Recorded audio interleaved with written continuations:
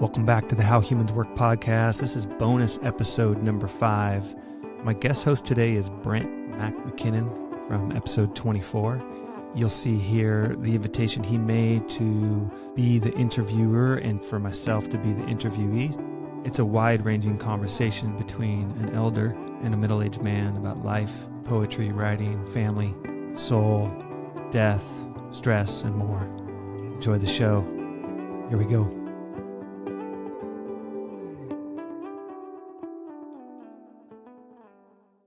Testing, Earth to the doctor. Are you in? All right, I'm going to have to use some notes because you told me to. Well, I said, did you have your questions clear? Well, I can't remember them all at my age. Talking to the mic a little bit for me? Yeah, this morning we're changing the role reversal with interviewing the interviewer. That's good. All right. Okay. All right, I'll start it, and I'm going to introduce you as my guest host, and then you can introduce me as your guest. How's that sound? That was my thought. Yeah? Okay, we're recording. I got my mic is working. Your mic is working. Yeah, I think we're good. All right. Welcome to the How Humans Work podcast. I am your host, Jef Szi. And I want to introduce today's guest host, Brent MacKinnon. Brent, welcome to the show, and thanks for being the guest host today. It's a pleasure to be here, and I'm looking forward to role reversal and putting the interviewer in the hot seat. All right, that's what we're doing. So I am your guest. You are the guest host, and this is the How Humans Work podcast. Let's go. Okay, Jeff and I have known each other from our poetry group, where we met and continue to do so. Jeff, you interviewed me recently for your podcast, after which I asked you if you had ever been interviewed, and here we are. The information and impressions I have of you are derived mostly from our poetry and behavior in the group, which at times are questionable. And I know you're courageous because you volunteered to take the job of timekeeper, which often means cutting passionate poets off in mid-metaphor. So let's jump in today, Jeff. Are you ready? I'm ready. I hope I'm ready. We'll find out. Jeff, you're a husband, a father, acupuncturist, mentor, and poet. Is there something else on your resume that viewers and listeners would like to hear about? That's a great question. I'm writing a book, so author in training would be the other thing on my life resume. Soccer file. Most people know I love soccer.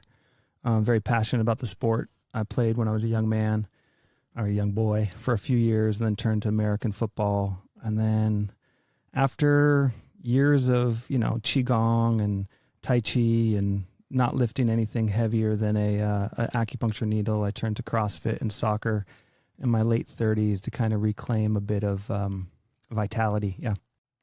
All right, let's get real, Jeff. Who is your favorite Premier League team in Europe?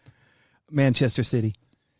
The working man's team, of course. I should have guessed. Not so much anymore. I've been a fan of Manchester City for about 11, 12 years. When I first started watching the Premier League, it became accessible more to American audiences on computers and streaming. So I was searching around, and I liked David Silva, and I liked Yaya Toure right away. And so they built my affection, and then KDB and Foden and some other players have come along to keep it going.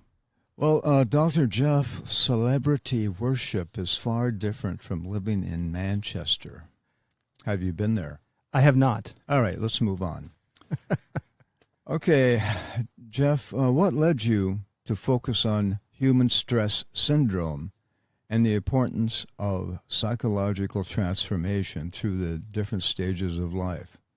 Well, everything led me to it. That's such a great question. What led me to focus on human stress syndrome? Do you have a little bit more you want to say about human stress syndrome so I know that we're on the same page? Well, it's very well described in your website, and that incorporates all of the elements of the human body Okay, I got where you're going. Okay. So I would say the human stress response and is a gradual convergence between, it's a gradual convergence between working with people and seeing stress as a common factor. People were showing up with stress, getting curious. And then I got exposed. I watched like a little documentary by Robert Sapolsky about stress. A very kind of like stress is villain show about baboons and the negative impacts of stress. I think it was like a Nat Geo type thing or a PBS show. So that started getting me thinking. And at the same time, an author and a evolutionary biologist, a guy named Daniel Lieberman, I think he's at Harvard, wrote a book called The Story of the Human Body. I caught him on Terry Gross, and I thought it was fascinating. I read that book. And I stopped thinking about my life in terms of, just my generation or the American story or even just modern civilization. And I started thinking a lot about the actual structure of our body has a history and it's related to ancient times. I became very interested in evolution. So evolution and stress started emerging into my thoughts about healing, my thoughts about well-being, and my thoughts about health. So once that happened, it kind of lit a fire for me in terms of really looking at what are the dimensions of the human stress response system. And so there's a new science around stress, which is great.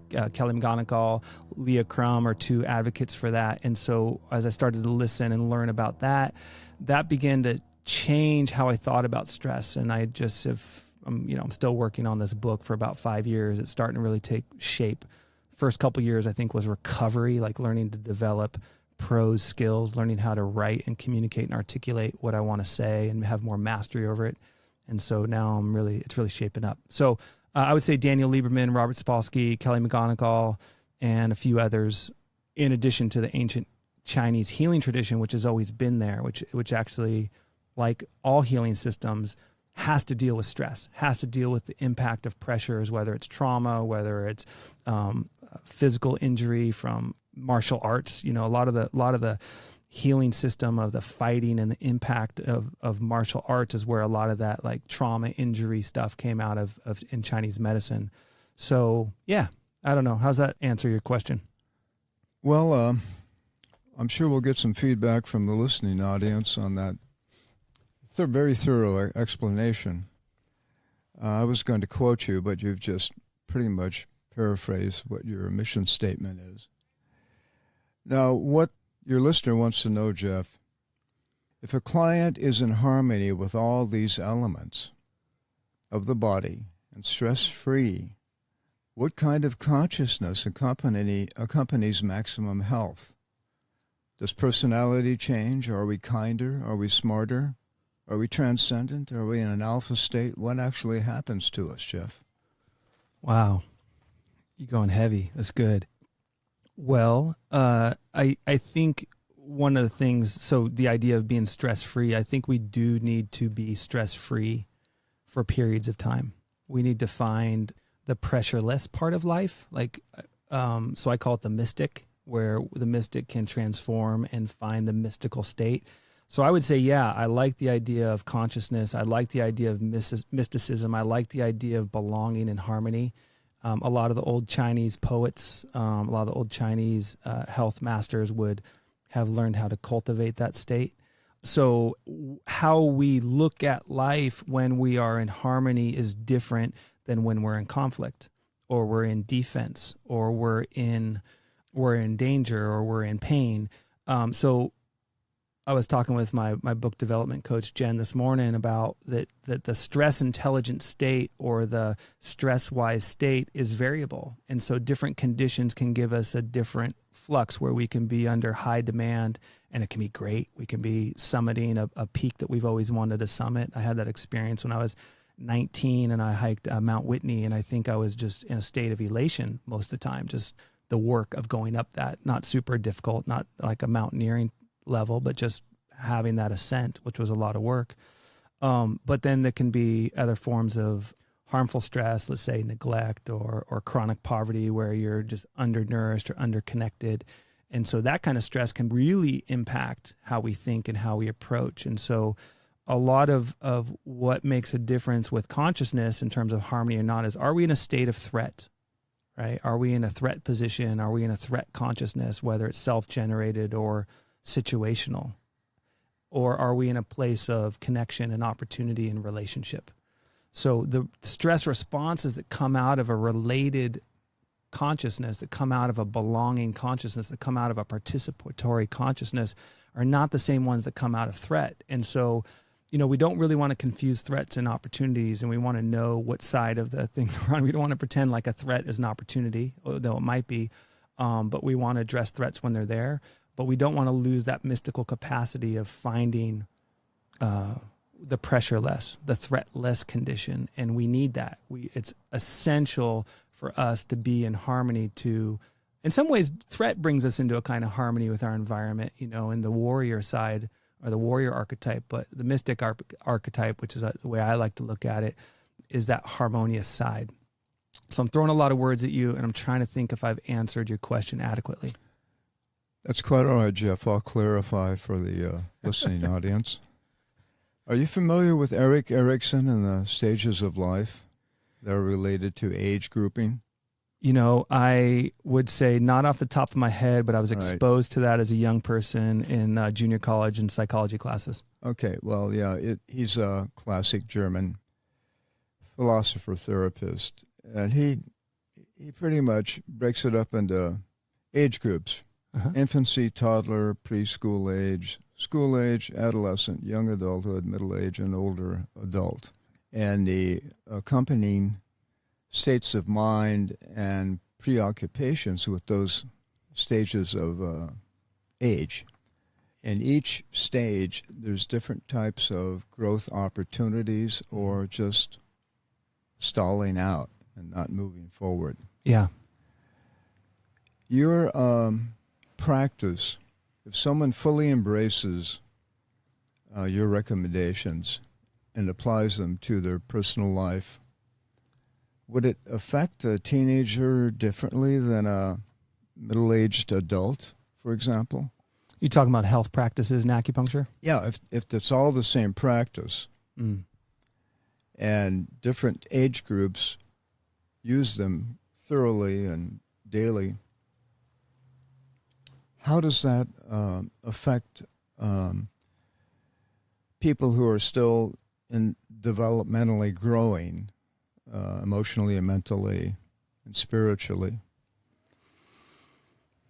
Does it change for a 18-year-old versus a 48-year-old? Yeah, it's a really interesting question. An 18-year-old versus a 48-year-old. Does everyone who goes to the mountaintop feel the same? That's a great question. One of the things I think about stress and I think about wellness is that everything is particular, like general recommendations. I was like there's no general stress. I mean, there are general stresses in a way, but all stresses are particular because they particularly touch us in a certain way. Same thing with wellness. So the 18-year-old who, when I went 19 first time, I went to the mountaintop. I was like, Mount Whitney, that was pretty profound because, I mean, one of the beautiful things that night was, well, she wasn't quite a girlfriend. She was an ex-girlfriend, but I went with her family. And we were laying next to each other and we were just watching the stars go by and the shooting stars, the meteorites come. And I remember that night probably in my young life having a sensation of longing and fulfillment all at once, like a deep cosmic longing and love. And, I was still in love with her. And it was a profound participation to feel that way. So I'm sure that's still available to me going at 50 now. I go to the mountaintop, I go with my wife. I know I'm going to feel that, but I think it's going to be different. It's not going to be that first time. So is longing and fulfillment simultaneously experienced speak to the duality of life or just the addiction to I want more? Yeah, let's see. Perhaps it was the way you used those together. Yeah, no, I used them. It's hard to describe, but that image comes back to me through my life, that moment on that night on the mountainside and what it felt like to be alive and, growing up in the suburbs. And so there, I would say it was an awakening, it was awakening to eros, and it was both longing and fulfillment at the same time. It was probably more fulfillment. So yeah, maybe that could definitely initiate a kind of searching for sure. But to the original question around health advice, I'm going back one step to health advice and what it means developmentally. It can only connect developmentally to where we are, is my opinion, right? Like that's where we're at. That's the position we are. That's the understanding we have. So if the mountaintop, what it means to the 18-year-old or the different 18-year-olds, it can only mean what it can mean to that person in that moment in the context of what they know in their lives. I think that's kind of my sense, where if I hike the mountain now at 50, it's not going to feel the same. It's going to be a different. Why not? Oh, it's going to be a different journey. Ecstasy a state of constancy? Yeah, I don't know. Is that what you think? Let's go back to you, Jef. I don't know if I have the answer to that one. Jef, let me ask you this. Yeah. A person who has had many peak experiences similar to the one you just described. Yeah. Does ecstasy become ordinary? I mean, if it's commonly available to someone who's climbing the mountain frequently. Yeah. Is it just a mountain, or is it communion with the divine? Maybe you should go back there, Jef. I know. I got to find out. I got to go do a little research. I'm just thinking about high states that I've had in my life and how they impact me, and places of ecstasy, and just like there's different kinds of ecstasy or different kinds of bliss. Okay, Jef, I'm tricking you here. Let's move on. Okay? Okay. You got to watch out for that. Let's get back to your career as an interviewer and a podcaster. In your many interviews, has anything gone terribly wrong, and if so, how? Yeah, things have gone wrong.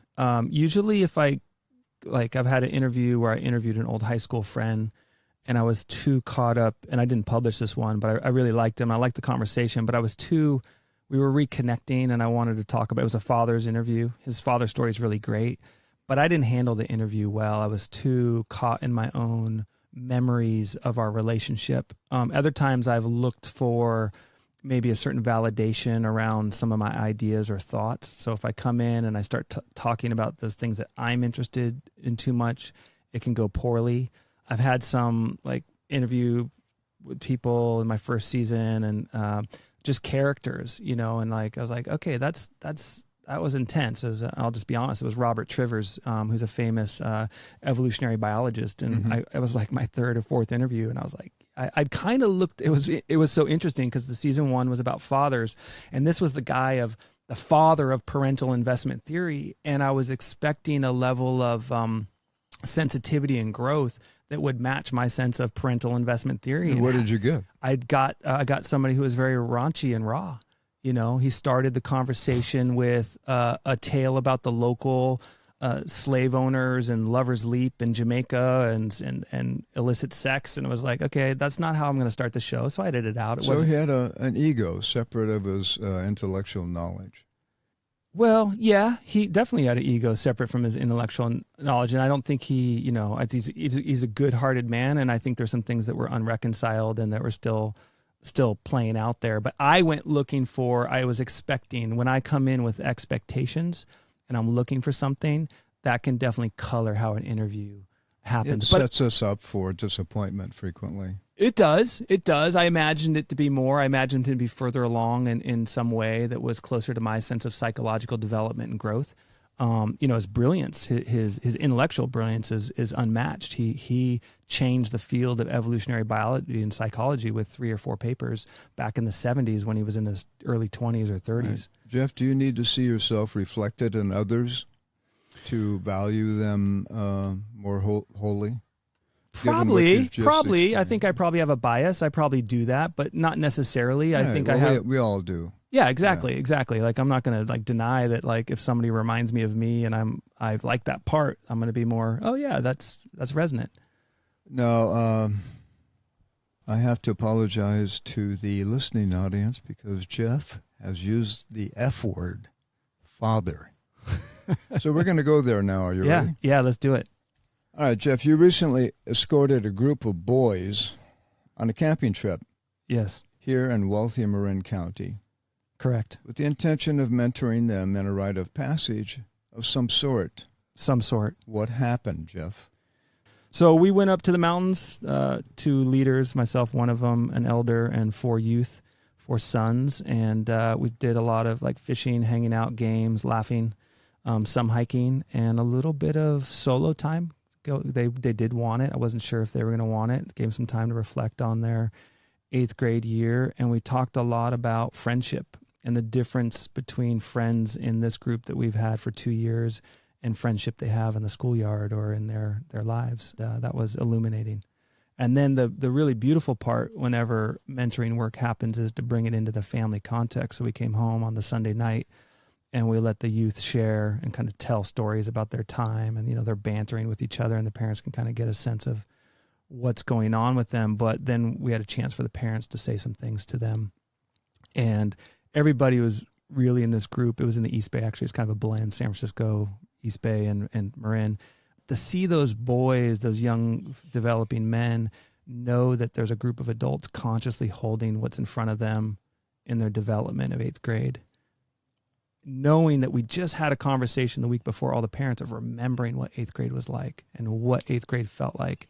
And all right. Was there any test in the classical sense of a rite of passage?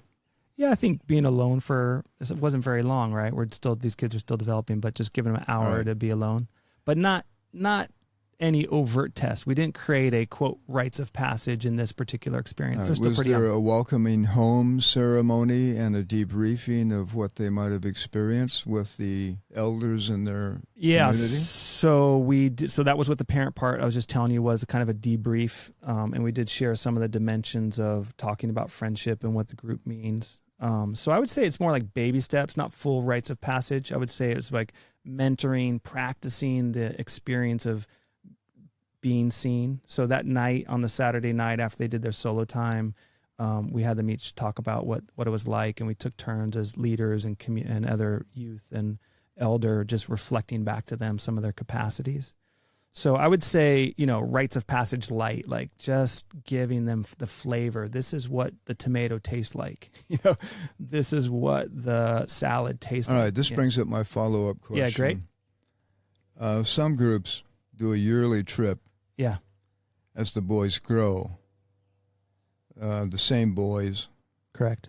With a different or the same location. A friend of mine here in the county did 12-year-old boys for the following 6 years until they were 18. Is that Dave Talamo? That's Tom Pinkson. Okay, Tom. Okay.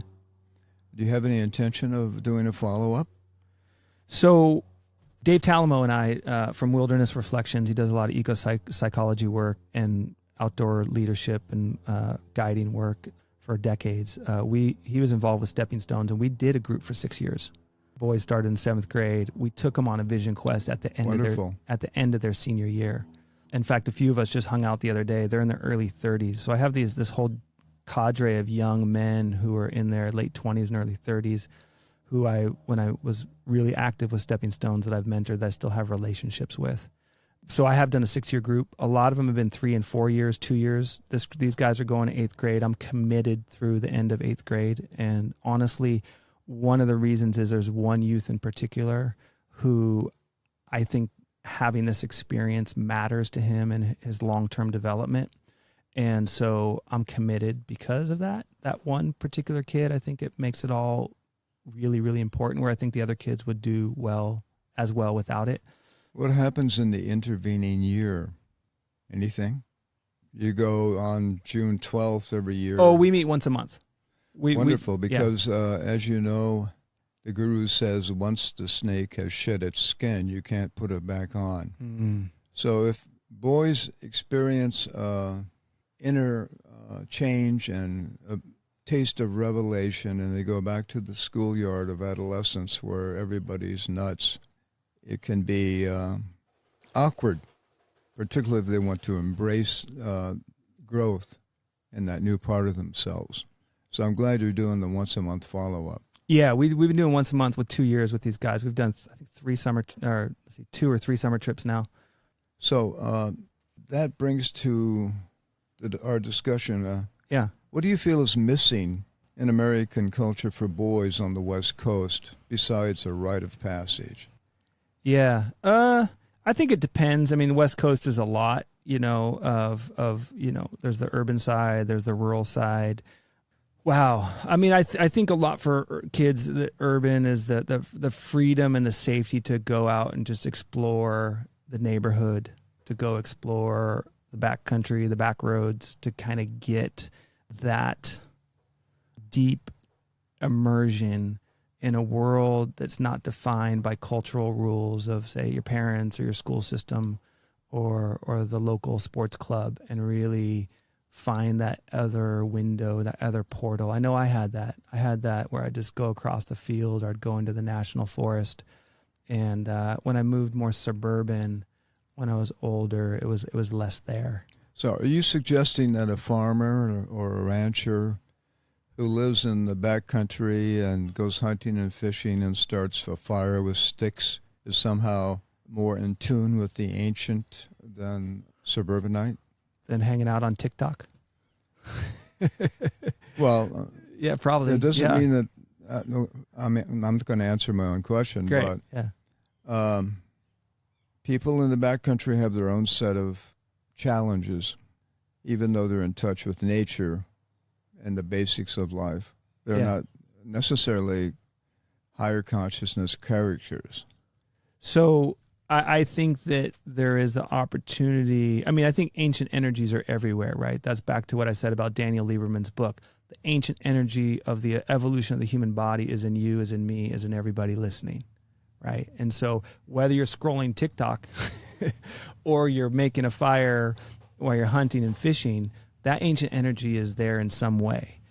Now, do we wake up to it? Are we conscious of it? Is it part of our sense of what this world's about? Or are we lost in a personal narrative or a cultural narrative about getting grades, right? Or something like that. Or so ancient energies are always with us, but I do think that there is in the open spaces of the big country, the sky, and some of those primal activities, there is a more immediacy. I think there's a kind of it fits the body a little bit better. I think there's an opportunity to taste it. I'm not saying necessarily that, yeehaws and beer drinking down by the river on the swimming hole on the hot summer day and the red part of the state. Okay, you didn't take the bait. Let's move on. Okay, what am I missing? No, it's well taken. For example, we are presently sitting in a beautiful spot. Yeah. But it's only 12 feet wide. It has a fence behind us, a house in front of us, and a wooden deck, and our feet are not on the earth. So, shall we move on? Sure. Okay. You're the host. Don't forget that. No, I haven't, and I think you're doing a fantastic job, by the way. I'm like, dude, this guy's delivering. Keep going. I'll decide that. All right. Okay. Okay. Right. Yeah. So, manhood is a theme in the men's groups many of us participate in, and I wonder this morning if you have arrived at some sort of definition as to a mainstream, middle-class, civilized suburbanite in a modern culture. How do we know we are men? I don't have any answers for anybody else. I have my own answer of what makes me a man that I feel good about. Well, let's hear it. Yeah. I think for me, like I would say my regressive mode is because of my childhood, the C word, to try to really have a high contact, loving relationship with my wife. And so I'm very interested in issues of mating and the mating experience. And I'm interested in like the care part of the system. Because of my experience with my father and some of the things that I found, difficult about development, maybe one of the Erickson stage, maybe something there is frozen. It's harder for me to, as creative as I am, to engage in an adult way with my responsibilities around certain dimensions of being an adult, meaning like just getting super financial clear or investing in certain things that aren't about just, do I feel good in my relationships? Do I feel good in life? And so for me, where I'm at this summer, 2022, is really recognizing that I need to balance my adaptive issues of, okay, Just trust your security in your relationship. Don't over focus on that, and balance that with other efforts in a more confident way. So when I do that, I know I'm a more balanced man. I don't know if that makes sense for other men. I think for some men, it's probably the other way around. And I see this in my practice and men that I work with, where they've been so focused on the adaptive power of being a resource generator that they lose qualitative relationships and emotional intelligence. I started the complete opposite, and my growth development is working the other way. Well, your love for family, your wife and your daughters, is often a theme in poetry that I've been fortunate enough to hear. And it sounds like you've got that part of your life functioning well and enjoyed by all. Yeah, I think today, this week, this month, I would say yes. But, right now we're just going through a passage. My daughter's leaving for college tomorrow, and that's a whole thing. But the truth is, and this is why I'm interested in stress. I was driving over today. I'm like, it's really interesting. I'm interested in passages and stress and fatherhood and mating. Like, all these things are really interesting. And I don't think it's an accident, because I think it does reflect some level of where I'm at in my life. But my stress point is I get more isolated than I need to be. I go around and I still carry maybe an Erickson fixation. I don't know. Too much of an isolation. And I really started to see that more clearly this summer. I'm like, okay, all right, that's what's going on. I can work with that. I can affirm and communicate and voice, you know what, I'm feeling isolated right now and it's not working. And I need to be in, and I need you to know that, Alice, or I need to tell this to somebody. And then for me, it turns out communication is a really important, like voicing and talking it out, as well as touch and connection, are really two ways that I reset my stress response when I'm feeling overly isolated, because I got in my head or because the world's just hard for me for whatever Jef, reason. Much of your work is with other people, one-on-one or in a poetry group or interviewing. Yeah, or mentoring youth. And other activities. Yeah. And it's often intense, I'm sure, given my impression of you. Don't you think you need to be isolated to regenerate? Yeah, I would say solitude. I would say isolated is a little bit more of a All disconnected, not belonging feeling. But yeah, I do need solitude, and I've come to realize I am more of an introvert. Like I would rather on a Friday night chill at home, take a bath, listen to kirtan music, and find my center than go out to some kind of party or club most of the time, or music. Well, good luck with achieving balance at this stage of life. You've got a lot going on.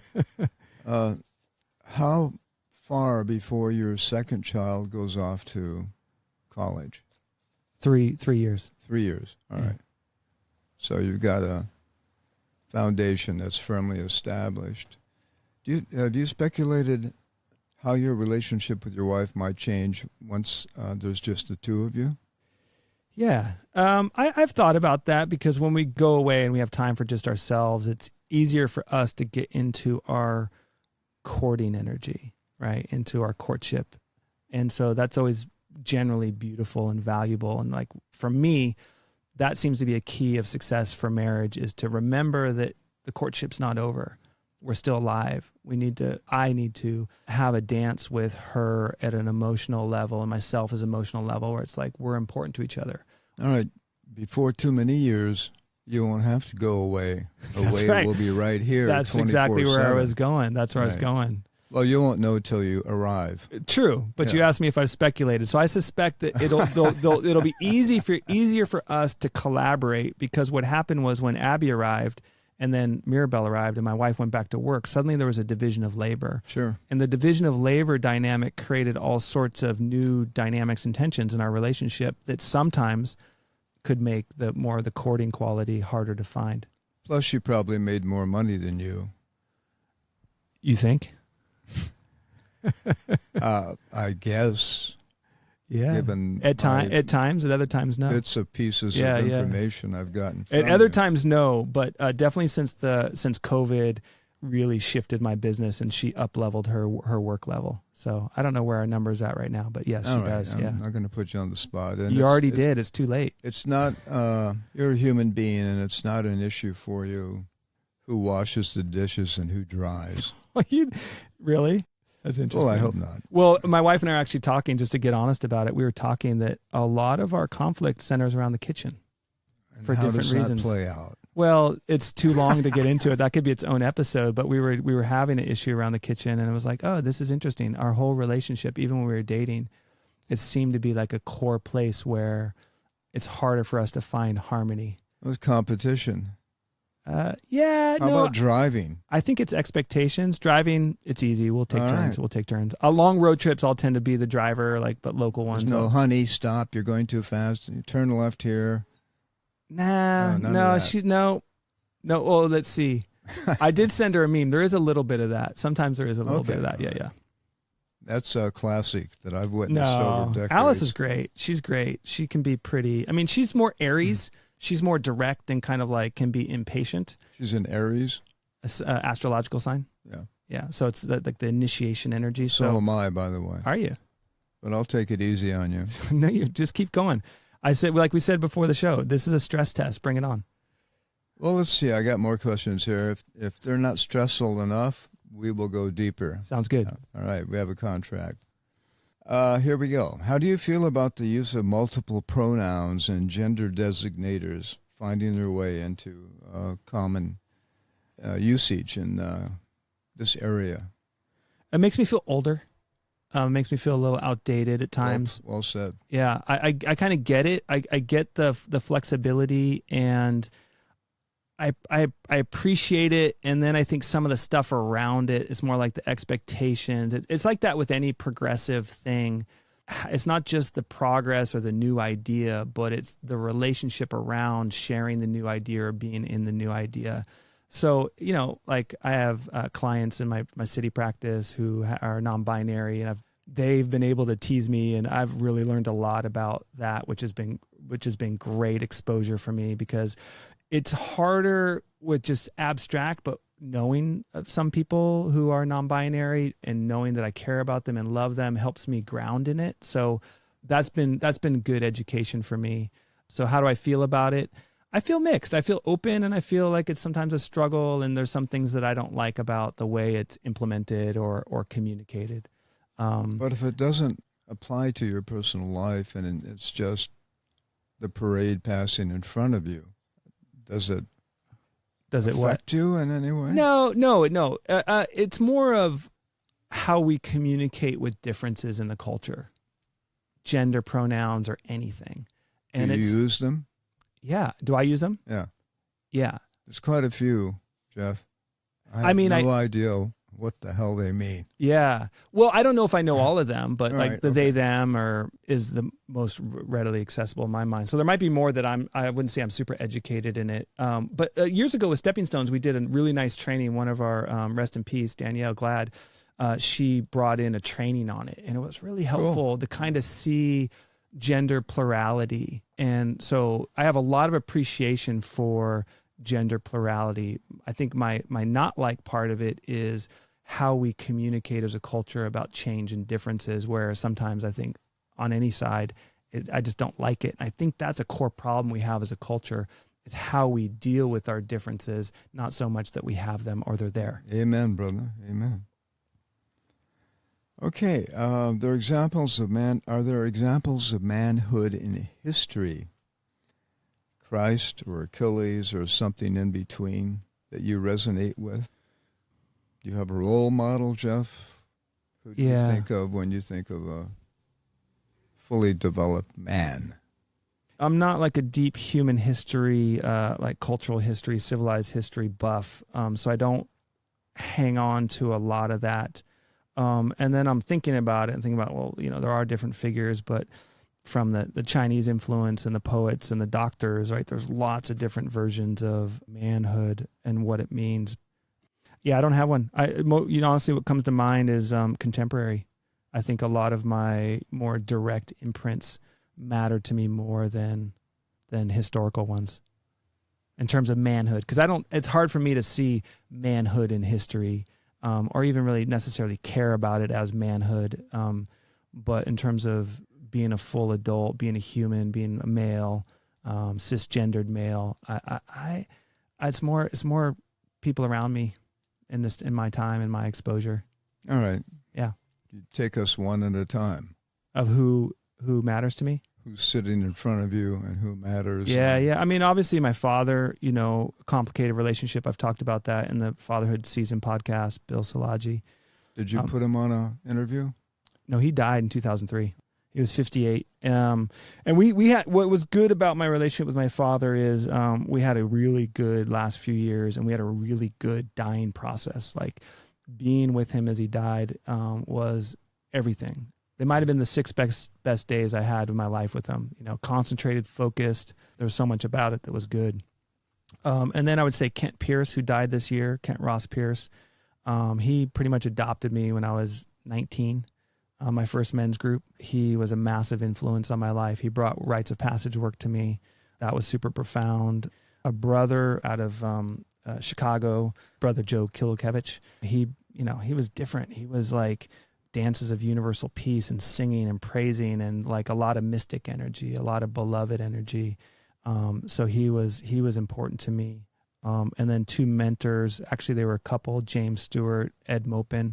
Ed was an Esalen Rolfer back in the early 70s and is like the oldest Rolfer around. He's in his 80s now. And Ed and James, I lived in the same house, the Envision House down in San Diego, and that going to bodywork school helped me reconcile the violence in the household, the aggressive, like Eastern, stern, European kind of like physical stuff that happened when I was young. And so I was able to heal my body in some way, or heal the sense of touch and connection. And so that was pretty transformative. And James was like a Jungian and a body worker and just a sand tray and just had so much soul and imagination. And then Michael Mead. I know him well. Yeah. Yeah, Michael has been less direct. I mean, I've been at his retreats and we've had some other personal time, but he's so kind of visionary and broad culture. I try not to call on that relationship too much, but he's been super profound teacher intellectually and vision, like what he holds and how he rocks and rolls is pretty impressive. He's a great storyteller. What's your feeling about, for example, we're in Marin County. Many of the people we know go shopping and appropriate other cultures for their well-established rituals and practices and beliefs, even religions. Are we so lost and culturally disenfranchised that we pirate, forgive me, other people's culture? Yeah. Yeah, I think if we're honest with our culture and we look at it particularly, I hate to use the phrase, but white culture or capitalist culture and transactional culture, that there are those trends. I do think I see that a lot. I don't think everybody's coming from that place. I think there's real sincerity, and I think there's also miseducation around how to be in relationship with culture. Because we don't have it. I remember when this is a good story. I was in, I was 95. I was in college, and I was with the circus, kind of a local performance troupe. Essentially, we were stilt walkers and theater actors and wore costumes. And we went to Ireland for a tour, and it was in August, and we were at this mill, I forget which county it was in, but we were there, and there was a bunch of Irish people there, and they were singing, and it was like the songs they had were their own. Right. And us, like, eccentric travelers, like all the songs we had were borrowed. We had some American songs, but we didn't really have the same. And there was a pain in kind of witnessing that in the contrast between actually having an intact culture. And so that's the one of the things I really, really respect about Judaism and the Jewish culture is the way they've stewarded that relationship generationally. And I've seen a lot of good traditions and connection around that. Well, Jef, of course, the Jews and the Irish have been around for a long, long time. And with the exception of Australia, white Australia, we're the youngest culture on the planet. And given our time of technology and our division of atomic families, it's challenging to find agreement on just about anything. Maybe a song now and then. Yeah. But yeah, that's why I think it's better to focus on subculture a little bit because it's more accessible, it's more local, And what's the subculture locally for you, Jeff? well, I one of my subcultures, I'm in the soccer culture here. The soccer culture? Yeah. I know a lot of people I wouldn't know if I didn't play soccer. Like soccer teams have songs. They do. The traditional ones. Manchester City has songs, right? So there's. You know the words, Jeff? I do not. Well, you're not really a fan. Sorry. Yeah. No. Take me down. Take me down. Keep taking me down. Yeah. No, but I did have a chance to see one live Manchester City game in London back in 2018. But so I got a feel for it. It's hard to get a feel for it. And honestly, I'm not so interested in that level. But soccer is a subculture. And like the community of people who play and knowing them and then seeing, the restaurant or the store or here or there and just, or running into them in the financial district and like all people from all different economic, racial backgrounds, national backgrounds are brought into the sport. And there's a little web there. Jeff, you've spent the last 18, 20 years with 3 women in your home. Yeah, well, now they're women. They weren't. Well, they weren't when we started. Yeah, 3, whatever the pronoun is these days. Yeah. Do you think that's shaped you to a large extent? Yeah, no, it's helped me grow so much. So grateful. I was telling my daughter, I'm really glad to be fathers of daughters, a father of 2 daughters, to my daughters. Well, as you know now, on a very deep level, fathers and daughters have a special bond. Mothers and sons have a special bond. It sounds like that was part of your life? Yeah, I think so. I think that, let's see, what do I think? Aside from the bond and the kind of, cross-gender, like as far as I know, both my daughters are completely cisgendered and sexually oriented that way. That I am that mirror for that masculine male energy, and so that is a special role, right? And I think that's part of the bond. But beyond that, growing up with 3 brothers and having a very kind of chaotic, active, rambunctious home more than not, that it was a revelation for me to witness daughters, girls becoming from all the different stages of development, and to see the savviness, the intelligence, the care, the creativity, different forms of power, sometimes physical, sometimes emotional. And so having that opportunity to learn at the feet's not the right word, but in the presence of girls and see that has been a gift. I think I'm a better person. I think I'm a better man because I see not just girls at a peer level or mother, but watching it from a nurturing point of view. How do I nurture and what's going on there, rather than, am I attracted to that, or how am I connected to that on my level as a man, relationally, or what do I receive from a mother or a mother-like figure, and to be in that nurturing role of the feminine. Jeff, do you think love has a gender? No. Okay. Yeah. We'll move on. Okay. Sometimes I'm confused when you make those transitions. I'm like, okay. What is the secret to a happy marriage, Jeff? I think communication. What? Honesty and communication. Has that always been possible for you? No, it's not always been possible for me, but in every moment, but eventually it comes around. And I have to say, I do feel blessed because I think my wife has a wide heart of compassion, and she can, even though she has her needs and her perspective, she can get my condition and my psychology in a way that's helpful for me. So, yeah. All right. How would your wife describe you?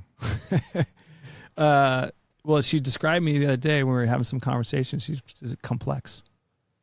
I'm a complex person. How would you describe Jeff? What? No, I agree. I'm complex. And I think it's a fair word. I mean, I think we all have complexes too, but I think my complexes are complex.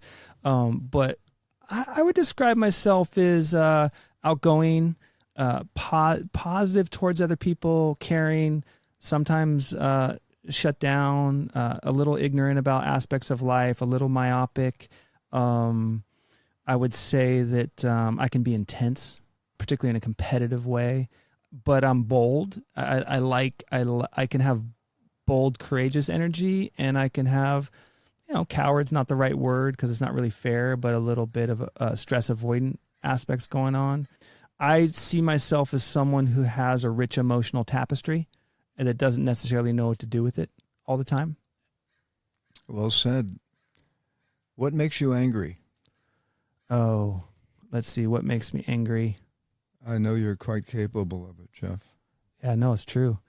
It was funny. I was tuning into what makes me angry, and I think like when I get pissed off on the soccer field, I think I can be a jerk. I can definitely be a dick on the field, but I think it's when other people are unjust towards other people. I think there is a principle underneath my anger, and I think it's a little bit the unjust towards other people. For instance, what is unjust in soccer? I'll give you an example. I went to a festival recently, and I found myself being judgmental of this musician in this little circle singing a song, and the song was about having too much stuff. And I was thinking about my friend Duanovan, who's serving some time right now, and thinking about some people I've had the opportunity to meet from Watts, the projects in Watts, and it bothered me so deeply. I was so offended and so angry at the kind of singing a song about, a funny song about having too much stuff, which is a condition of affluent people and American people and capitalist people. But it hurt me because I just felt so that injustice of the inequities of society, of opportunity. It's a pet peeve of mine, and I get really angry about that. Jef, that's everywhere. Maybe you need some acupuncture. You asked me what I got angry about, okay. But yeah. Right. Man, I do need You're to getting angry right now. I need to treat my liver channel, as we would say, my liver chi stagnating. Beautiful. I can't argue with that. What are your 3 personal strengths, Jef? That's a really interesting question. It can't be clear perception of myself because I don't always have it.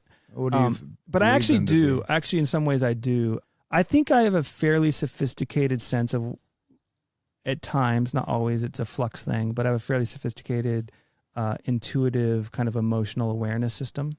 Oftentimes I'll communicate and I'll reflect things to people, and they'll say, "Can I write that down?" So I think I have a way of languaging experience and that's probably why podcasting is natural for me, as a natural expression. And then a third strength of mine would be probably care for other people. Well, you certainly have an athletic vocabulary and mind. Thank you. And anybody who's been around you for more than 3 minutes will certainly pick up on that, and I'm glad you're here. Yeah, I would say one thing about that, though, that I think, I don't know if where the chicken or egg here is, but I think I struggled a lot with English in middle school and high school. By English courses, writing, essays. I actually didn't learn to do that well. Writing. Yeah, writing. Yeah, and so not uncommon, particularly now. Partly it was ability to focus and the kind of the I would say attention issues, but the social anxiety and the learning issues that came along with my early life experience. And you're still fiddling with the props on the table here, Jef. Yeah, right. Thank you. And okay. Wait, I just want to finish that because it was a weakness, but out of that weakness came inventiveness. And so I was more familiar writing poetry. Poetry became easier for me to communicate than actual prose.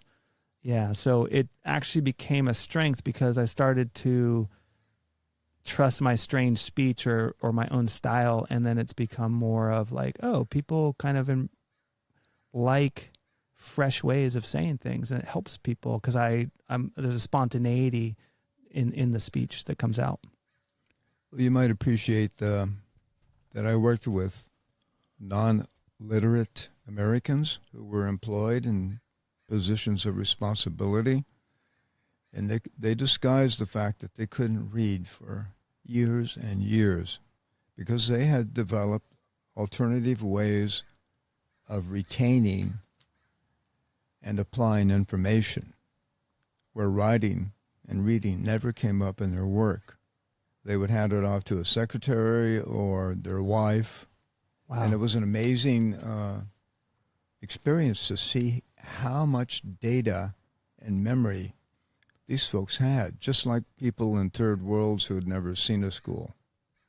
All their life is one huge memory bank, not only of what they've experienced, but what their ancestors have communicated through them, through to the generations. They retain it and apply it.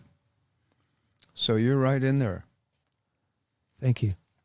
Okay, I'm going to get back to the questions rather than lecturing.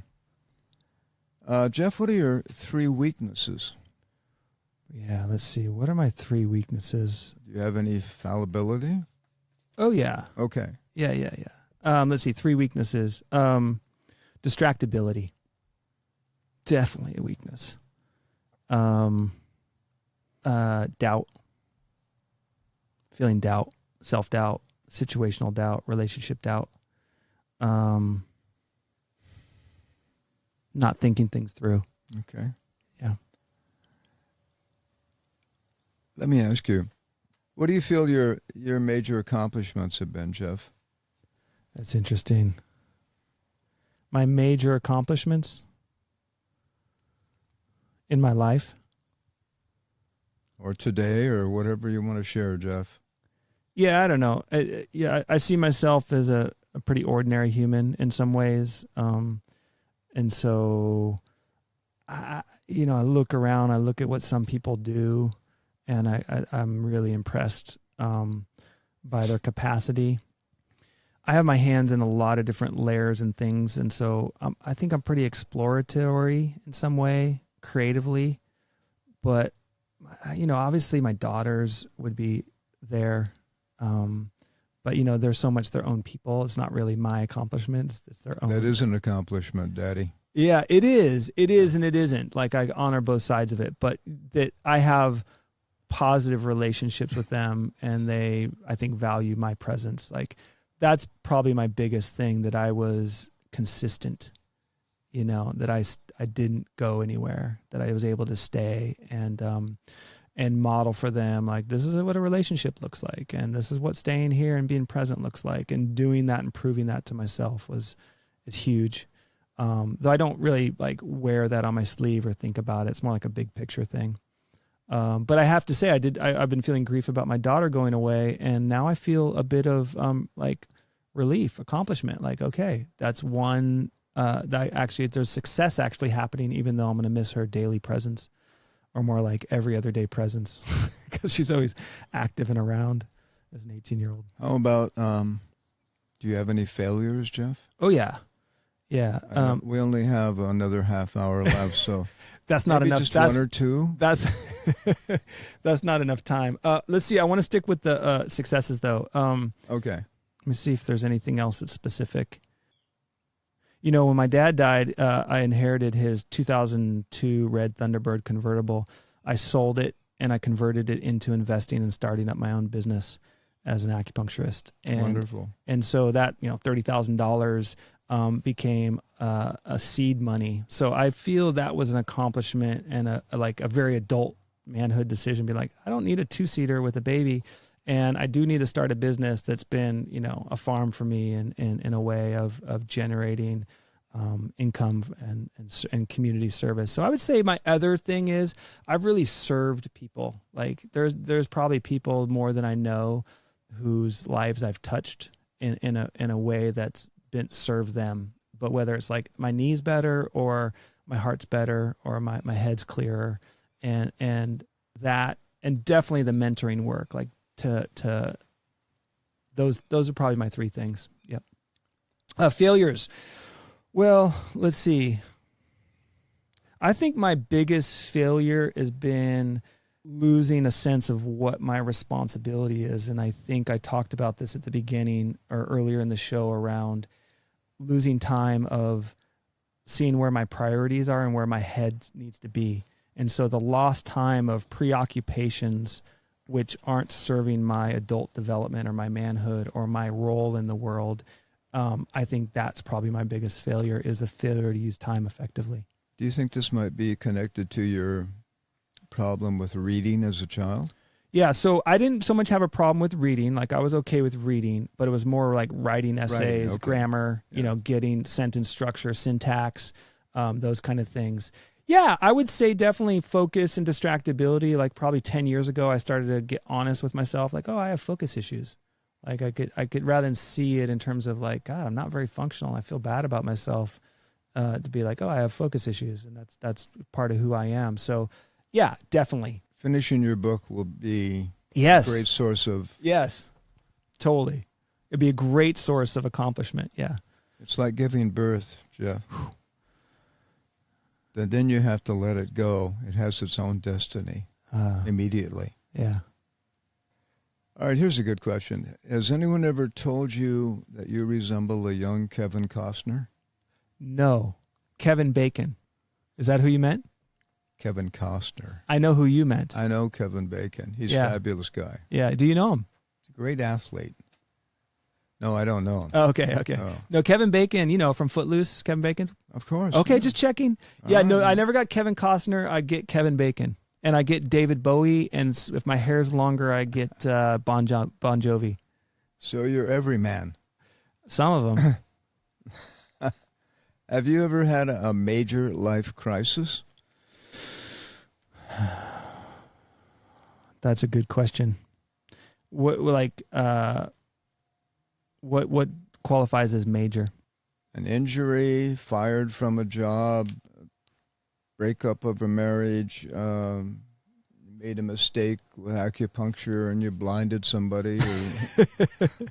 I'm just throwing stuff out. That would be a horrible mistake. Oh, no. No, okay. No, I never have. Yeah. But I did have this. I did have a patient who came in with back pain, a young guy, and then he's a friend of my daughter's, and then I didn't hear from him, and then my daughter told me he had a collapsed lung, and I was like, damn, did I hit his lung? I've never hit anybody's lung, and I was worried, and I had to wait for like 3 or 4 weeks, which is being like, I might have done that, and then it turned big a hole. It turned out, it can happen. It turned out that he actually had a collapsed lung when he came in, and that was the source of his back pain, which was a relief. Because I've had the emotional reality. I had the emotional reality of like a super fuck up. Is there a common trait that close friends in your life share? Yeah, that's a good question. Probably affection. If they're close, there's affection. There's communication and affection. Good. Wisdom, like I don't really want to hang out with clowns, honestly. Clowns? Yeah. Yeah. I'm going to use that. Oh, boy. Where do you see yourself in 10 years? Oh, that's a great question. If you say that one more time, I'm going to spank you. That's a great question. Maybe it's generational. Okay. I was going to make a joke about my kinky side starting to come out if you offer to spank me. Don't get excited. No, let's see. That's a great question. Just teasing you. I see myself radically transformed in 10 years. I got really clear. There's certain ways that I don't want to feel that I've felt too long in my life in terms of the isolation, or other ways in terms of my capacity in the world that they're not going to be happening in 10 years.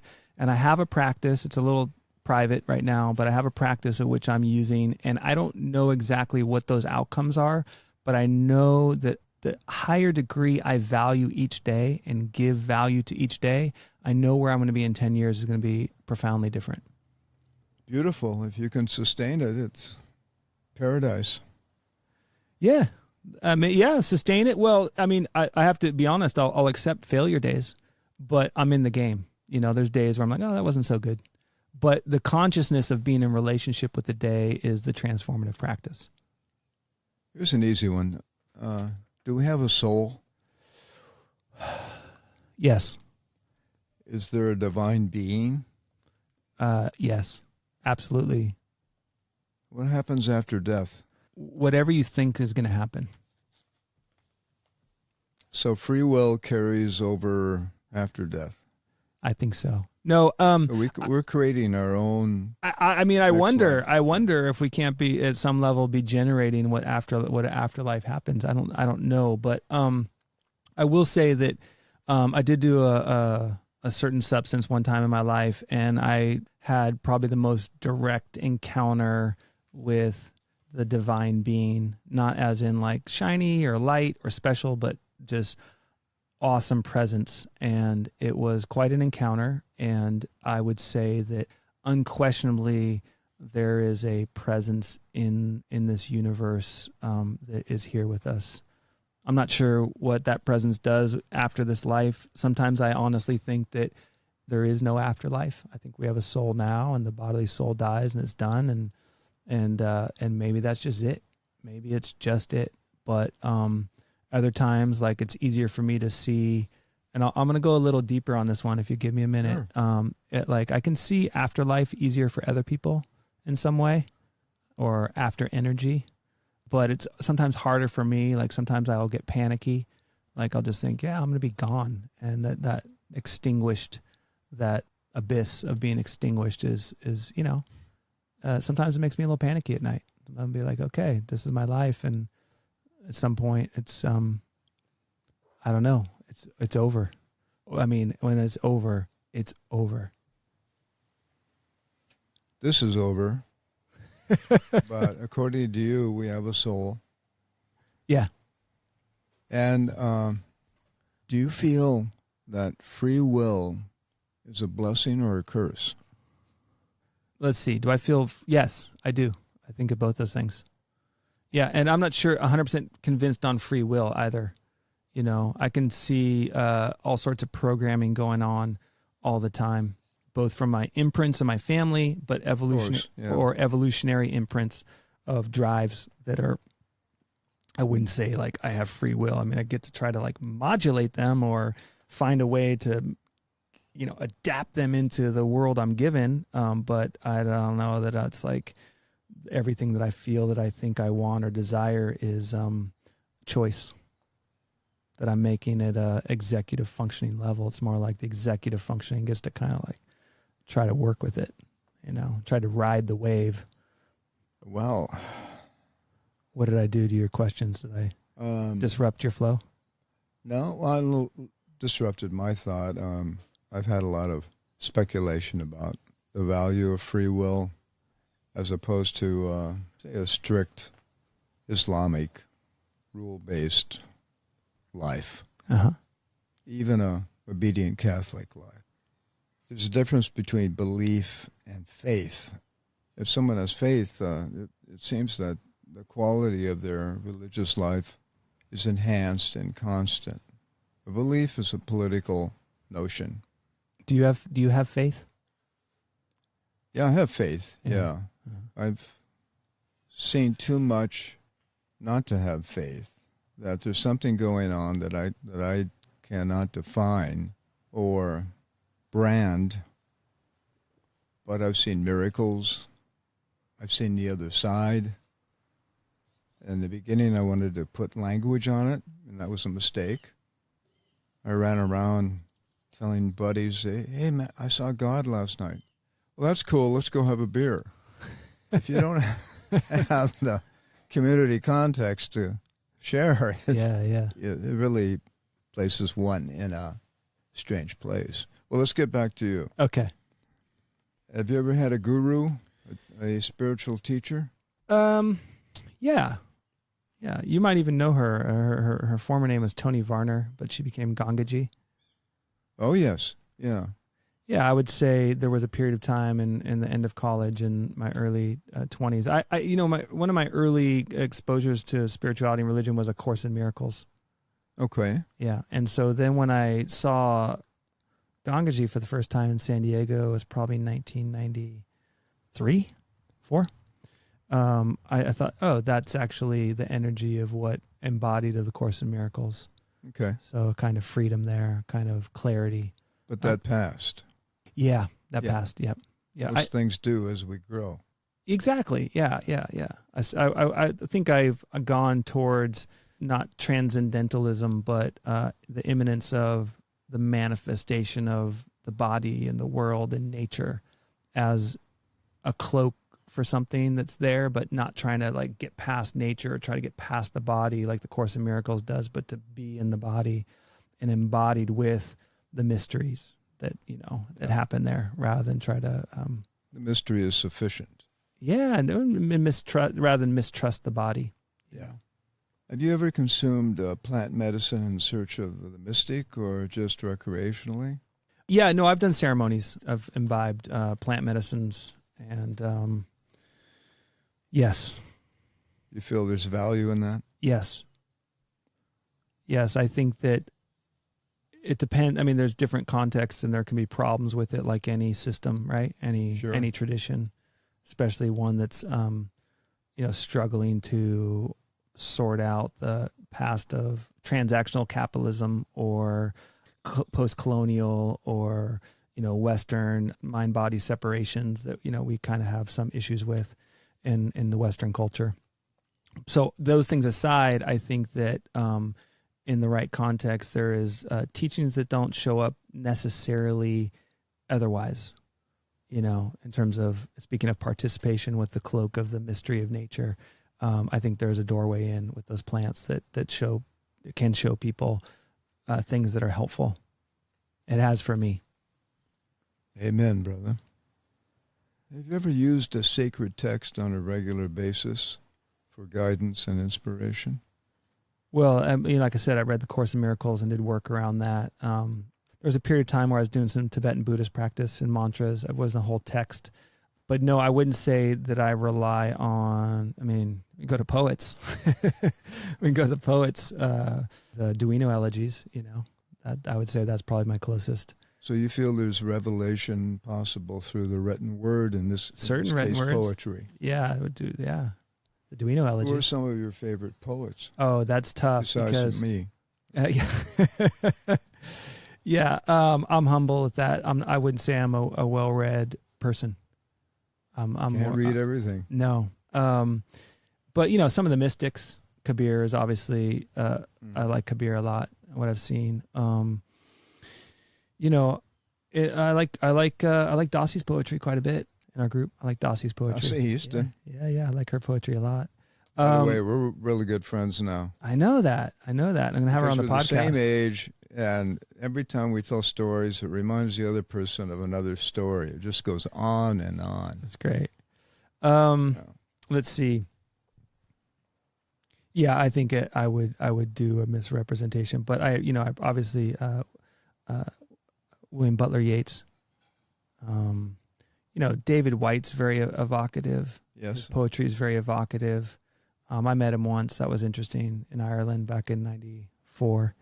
I've seen him, but I like how he brings poetry alive. But really the poetry that I rely on, and it's kind of an old school classic, is what Hillman and Mead and Bly did with the Rag and Bone Shop of the Heart.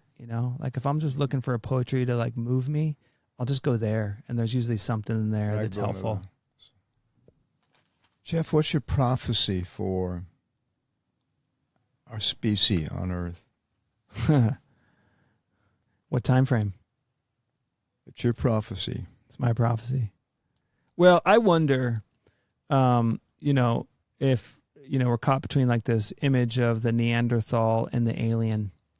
And if we keep devaluing our physical body and we keep emphasizing our mental intellect, that we're going to end up with little tiny bodies and big heads and really sensitive vision. And, maybe that's okay. I don't know, but that's obviously long-term kind of image. And I know it's funny. I had that idea on my own. I've heard Joe Rogan talk about it as well. Yeah. I don't know. I really don't know, where we're headed, but I think about it more with my daughters, and I think about our can America sustain itself in some way, and is the rule of law and cooperation gonna